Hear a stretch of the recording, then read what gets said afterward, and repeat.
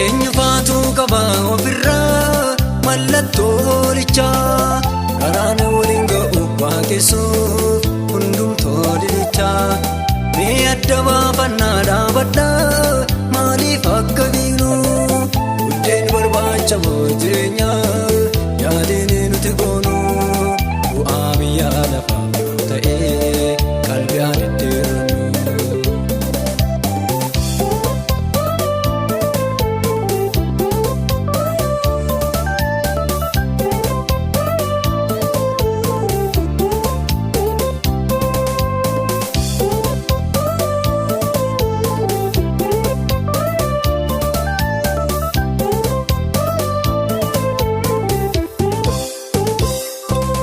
Isheenirraa duwwaa maal goota faayidaa lafarraa maqaa kee hin beeku yoo ta'e galmeenni waaqarraa warri biyya lafaa yoo qabu soora har'aa borii galmeen waaqarraa isaan hin beeku ni jiraatu akka horii waaqessuun maaliif akka ta'e addaan baasee barii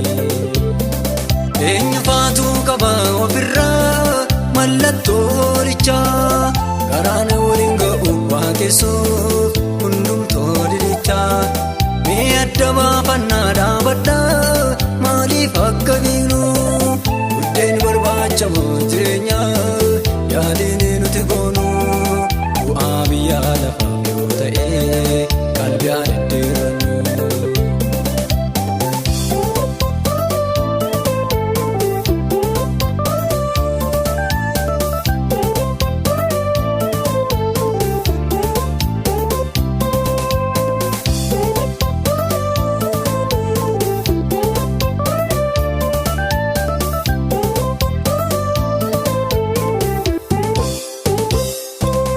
Anaafooraan gallee baay'eesaa hojiin amantoota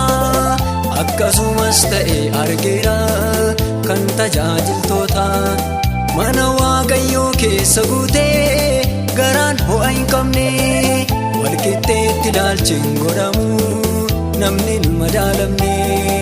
irra keessaan wangeelaa maal goona dhaadanne eenyufaatu qaba ofirraa mallattoo lichaa karaan waliin ga'u waaqessuuf hundumtoo dilichaa mee adda baafannaa dhaabadhaa maaliif akka biinu buddeen barbaacha moo jireenyaa yaadeen nuti goonu bu'aa biyyaa lafaa yoo ta'e qalbii deddeerannu.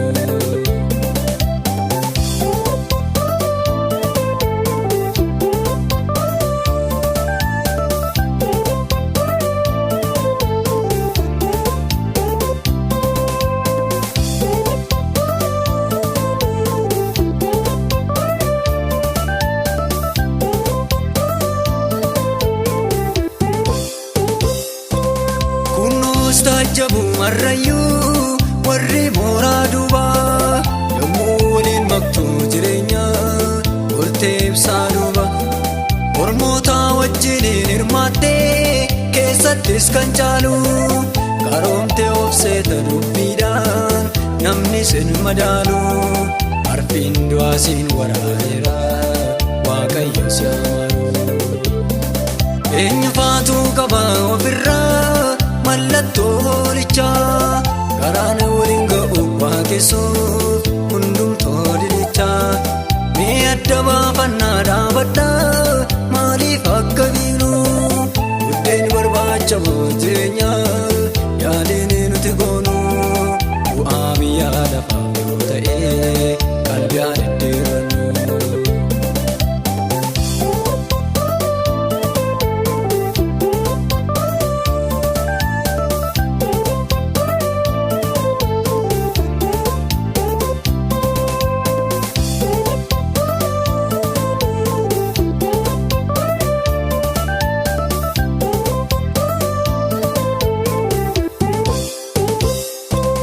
Akkasiif mijatu duwwaadhaaf jireenyi lafarraa waaqayyoon waaqessuuf kaachuun kee kunoo dogoggora yoosiif mijachuudha baateyyuu waaqayyo waaquma saadhaa nuuf taasisi kaayyoo kee gonkumaa mallattoo lichaa baradhu chaappaa ilma namaa. Eenyufaatu qaba ofirraa mallattoo lichaa garaan waliin ga'u waaqessuuf hundumtoo dilichaa. Mee adda baafannaa dhaabadhaa maaliif akka biinu buddeen barbaacha mooteenya yaadeen nuti goonu bu'aa biyya lafaa yoo ta'e